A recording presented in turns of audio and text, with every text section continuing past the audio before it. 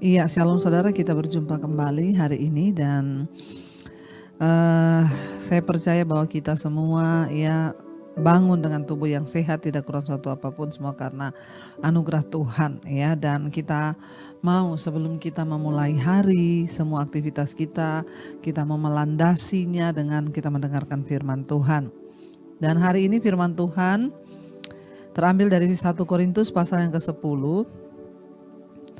1 Korintus pasal yang ke-10 ayat yang ke-6 sampai dengan ayat yang ke-10, saudara. 4 ayat kita akan baca ya. 1 Korintus 10 ayat yang ke-6 sampai ayat yang ke-10. Firman Tuhan berkata di sana, semuanya ini telah terjadi sebagai contoh bagi kita untuk memperingatkan kita supaya jangan kita menginginkan hal-hal yang jahat seperti yang telah mereka perbuat. Dan supaya jangan kita menjadi penyembah-penyembah berhala sama seperti beberapa orang dari mereka. Seperti ada tertulis, maka duduklah bangsa itu untuk makan dan minum, kemudian bangunlah mereka dan bersukaria. Janganlah kita melakukan percabulan seperti yang dilakukan oleh beberapa orang dari mereka, sehingga pada satu hari telah tewas 23.000 orang. Dan janganlah kita mencobai Tuhan seperti yang dilakukan oleh beberapa orang dari mereka, sehingga mereka mati dipagut ular. Ayat yang ke-10, dan janganlah bersungut-sungut seperti yang dilakukan oleh beberapa orang dari mereka, sehingga mereka dibinasakan oleh malaikat maut. Saudara, kalau kita membaca 1 Korintus pasal yang ke-10, ini bercerita tentang kisah Israel. Judul perikopnya di sana, Israel sebagai suatu peringatan.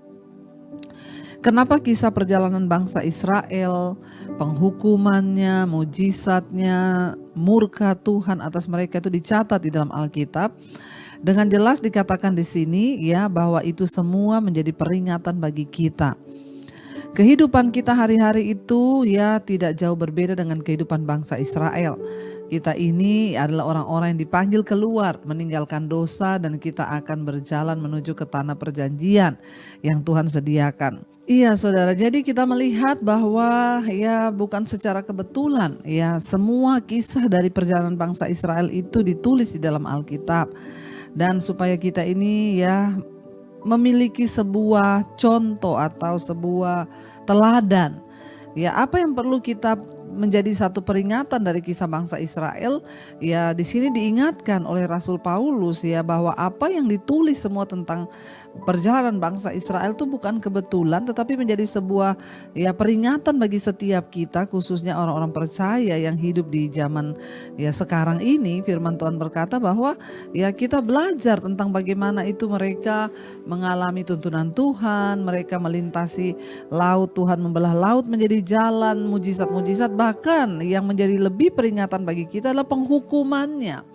Jadi jangan berpikir oh kita sekarang hidup di zaman kasih karunia nih, zamannya Tuhan Yesus, nggak ada lagi penghukuman, nggak ada murka Tuhan, nggak ada Tuhan tuh marah. Saudara, ayat berkata semua itu ditulis sebagai peringatan bagi kita ya bahwa jangan kita melakukan sama dengan mereka.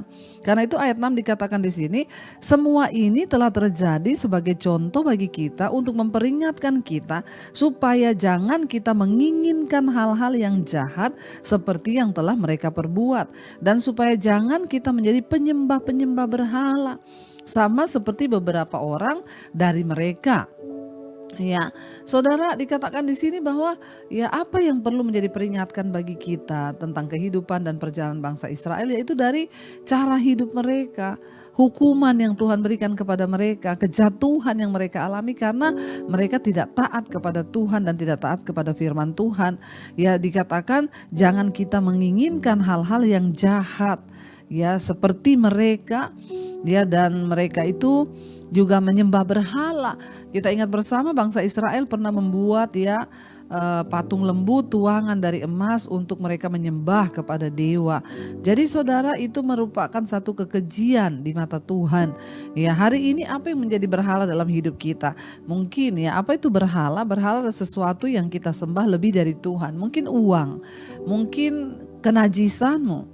Ya, mungkin dosamu bahkan bisa menjadi berhala karena engkau tidak bisa lepas untuk menyenangkan Tuhan, tapi engkau mengikuti terus dosa itu bisa menjadi berhala. Atau apa, pekerjaan kita bisa menjadi berhala kita. Ya, belajar saudara untuk kita ini sungguh-sungguh mengasihi Tuhan lebih dari segala-galanya, supaya kita ini tidak kena murka seperti bangsa Israel. Karena ayat ini berkata bahwa semua ini ditulis untuk menjadi peringatan bagi kita. Ayat yang ke-8, janganlah kita melakukan percabulan, seperti yang dilakukan oleh beberapa orang dari mereka, sehingga pada satu hari telah tewas 23.000 orang. Dalam waktu satu hari tewas 23.000 orang karena murka Tuhan. Kenapa? Karena ada percabulan di antara mereka.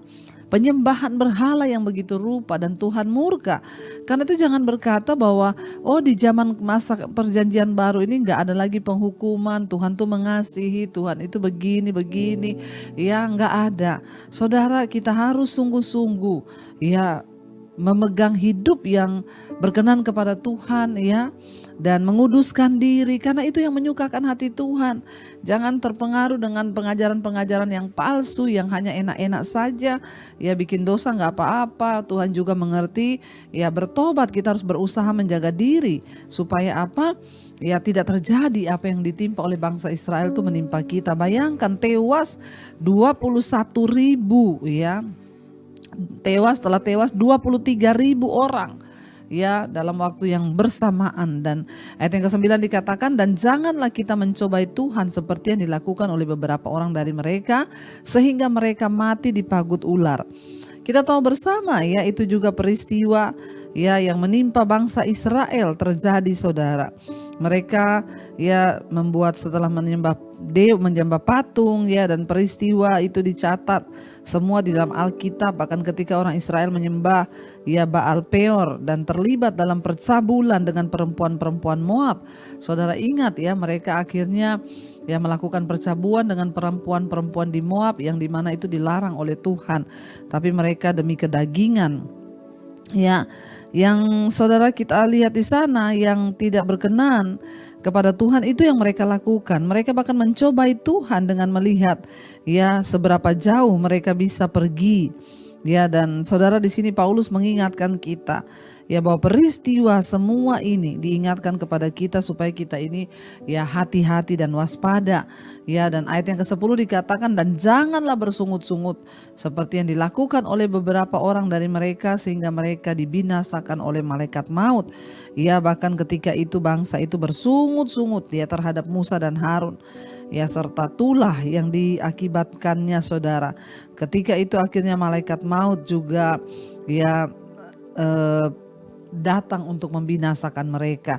Semuanya itu tercatat dan Paulus menulis surat kepada orang-orang yang ada di Korintus dan kepada kita semua juga hari ini, memperingatkan kepada kita agar hati-hati dengan dosa sungut-sungut ini. Seringkali tanpa kita sadari kita tuh bersungut-sungut nih. Aduh, kenapa sih hidup kayak begini? Aduh, kenapa sih suamiku itu loh? Aduh, anakku itu dulu begini. Pekerjaanku itu begini. Itu bersungut-sungut, saudara. Dan Tuhan tuh tidak mau. Waktu kita bersungut-sungut itu artinya kita tidak bersyukur. Dan orang yang tidak bersyukur itu sama dengan orang yang tidak mengakui bahwa karunia dan semua nikmat Tuhan itu ada dalam dirinya. Karena itu Rasul Paulus mengingatkan jemaat yang ada di Korintus jangan kamu bersungut-sungut. Ini juga peringatan bagi kita supaya kita ini bertobat, saudara. Mungkin kita mulai bersungut-sungut dan kita merasa bahwa aduh, keadaan saya ini kok seperti ini dan lain sebagainya. Jadi bertobat, saudara, karena dosa sungut-sungut itu bisa menjadi dosa yang luar biasa di hadapan Allah.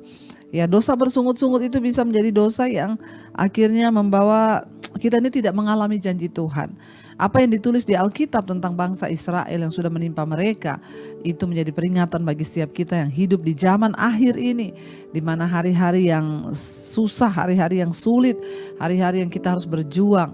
Tetapi saudara, percayalah, orang-orang yang terus mau setia, mau mengandalkan Tuhan, mau berharap pada Tuhan, mereka juga yang akan melihat janji firman Tuhan itu akan digenapi dalam kehidupan kita, saudara.